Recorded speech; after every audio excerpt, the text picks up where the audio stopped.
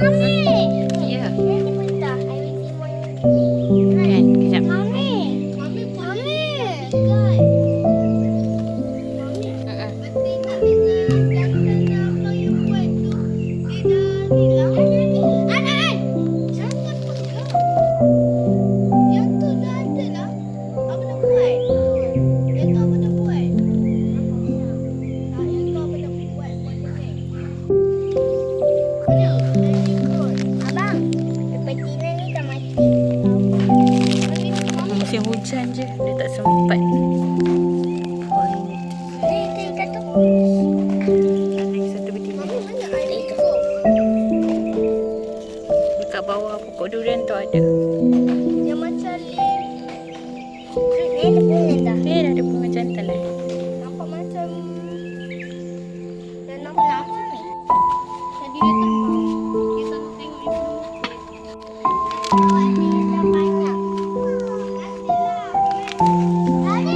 Sunflower. Ni semua daun yang dah rosak ni I potong. Sebab beberapa hari ni asyik hujan je kan. Wah, ada cuti sikit.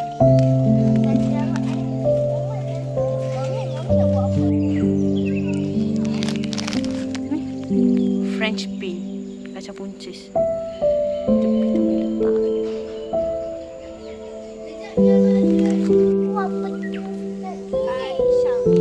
Aisyah tengok. Morning glory. Glory kita dah nak sampai atas. Sikit je. Ayo morning glory, you can do it. Waktu birthday nanti dah penuh dah. Akan birthday Allah. Dia abang kau. Dia Nami next month.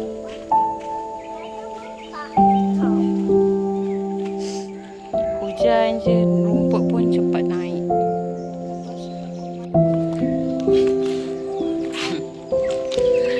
Ini kita punya dwarf tomato.